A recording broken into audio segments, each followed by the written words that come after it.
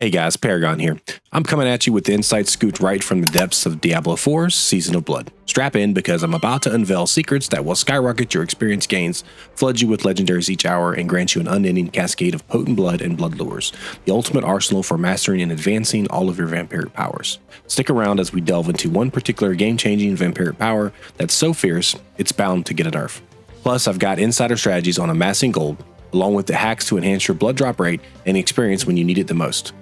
Now, diving right in, let's talk about vampiric powers. Unleashing these dark forces involves immersing yourself in the Season of Blood's initial questline. You'll stumble upon these powers during the quest, The Hunter's Chase, unlocking a realm where potent blood fuels the release and amplification of your vampiric powers. These sinister abilities linger in your character sheet, housed under an icon marked with a fresh, blood-soaked leaf signaling the season's fresh content. Upon offering potent blood, you're confronted with the three options of vampiric powers, beckoning to either unlock new strengths or intensify existing ones. But that's not all. Powers burst forth also from seasonal quests, as well as the Bountiful Blood Harvest event and in-game bounty board. Guys, so real quick, I'm just going to cover vampiric powers, how to use them, how to upgrade them, which one I think is actually really powerful right now, and then we'll get back into the meat and potatoes of how to get all the juicy legendaries and fast gold. Hey guys, so I wanted to real quick just go over vampiric powers, what they are, how to access them, and how to upgrade them. Starting from your inventory, you click on the vampiric powers icon here. It's a seasonal icon, and this is where we store all the vampiric powers that you have unlocked. How you unlock these is as you do the world events that are in green right here, the blood harvest. You can come here, do these events, and as you complete the Grim Harvest in here, not only will it give you a huge amount of experience points and items for doing the Grim Harvest, but you'll also get a ton of the actual blood and other items that you need to level up your vampiric powers. And when you click on this button, it'll bring up 3 abilities, and you can either upgrade an ability or pick a new power. I suggest when you're first starting out to go ahead and just pick a power that you haven't unlocked yet. So as you can see, I only have a couple that I haven't unlocked yet. And then this allows you to switch in and out whichever ones you want to use. We use a system called the packs. If you should look here, it says packs available and required. So over here is Ferocity, Divinity, and Eternity. And these show up on your gear randomly. Now you can change these on your gear. You can take them off and you can add to them. And I'll show you how to do that in a moment. But basically, this is what you can spend. You can spend up to 5 Ferocity because of what's on my gear currently. So for example, if I take this off, if you look, it costs 1 of the packs of Eternity. So now that I took it off, you can see that I have 1 spot available. So I can equip that by just dragging that to any slot. It'll activate, it'll turn red in circles. So now you know that ability is activated. So all these abilities are active when they're highlighted red. If I put an ability on the bar that I cannot activate, it won't turn red and it's not going to be active. And you can see it says insufficient packs to activate. So that's basically the gist of the system. For example, let's see here. I have 1 spot of the Ferocity left, so if I want to, I could throw this on here and it'll activate. It uses my last one. So now I have all my powers activated. And if you want it, there's other ones that you may want to activate, but not have the room for. And that's when you can come back to your inventory here. And you can either use this cleansing acid, which will remove all of your packs. So I could cleanse all these off my boots. And then if I wanted to, I could put, 2 of these and 1 of these, or 3 skulls on here. It just depends. So these items, I don't have one of the skulls because I've been using them, but if I wanted to put, like, say, Pact of Ferocity, I would just use the cleansing acid on an item, and then I would click on this and add it as many times as I wanted to change the packs that are on items. So this allows you to find drops, and they might not have the exact packs that you need. You can just change it by adding in these items, and these items are all found by doing the blood harvest events. Okay, so you definitely want to do this. And I will say the one skill, and I'll try to show it on screen here. It's extremely, I think, overpowered is the hemomancy skill right here.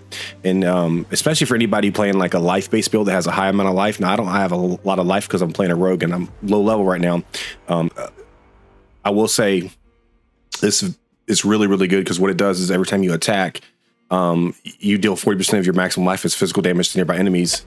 And this effect occurs once every 4 seconds. So, and you heal for 1% of your maximum life for each enemy damaged away. And this is just at level 1. At level 2, this goes to 60%.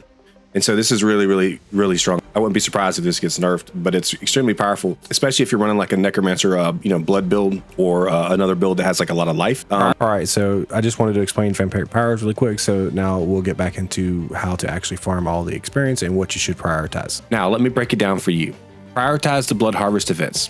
They're a gold mine on your map, and they now offer a bounty of experience points as well as progress grim favor, which now goes well beyond the normal cap of 10. allowing you to collect larger amounts of Grim Favor more quickly. This will streamline your grind for these bad boys. And let's not forget the legendary loot explosion from the elite adversaries you'll annihilate in these new Vampiric zones. Engage in a rampage through these territories, decimating elites and plundering every single chest in sight. It's a bloodbath with a purpose. You're amping up your vampiric powers. Don't hesitate to employ any lures discovered. These summon superior vampires.